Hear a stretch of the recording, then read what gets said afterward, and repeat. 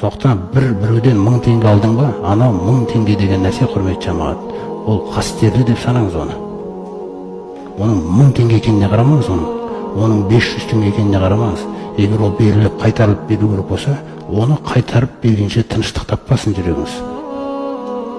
Айша анамыз айтады, пайғамбарымыз саллаллаху алейхи ва саллям соңғы сәттерінде 1-2 динар жатады үйде. 1-2 динар, риуаятта жаңа 6-7 динар. Сол динарлар бір садақаға берілу керек болған динарлар. Пайғамбарымыз ауырып қалды да, сосын пайғамбарымыз саллаллаху алейхи ва саллям айтады: Айша, ана динарды дереу барып бір пақырға бере сал деп.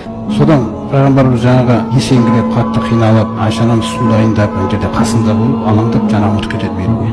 Сосын есін жиған бетте сұрайды: Айша, бағанағы динарларды не істедің? Бердің ба деп. Сізбен алаңдап бере алмай қалдым, я Аллахтың елшісі дейді. Қалай ойлайсың дейді, Мұхаммед Раббысымен жолығатын кезде мына динар қасында жатса дейді. Ешқашан қаламайды Мұхаммед бұндай жағдайды дейді. Дереуінен апарып бір пақырға бер дейді. Осындай жағдайға дейін, құрметті, егер пайғамбар солай қорықса, бүкіл дәрежесінен кейін деймін да, не деген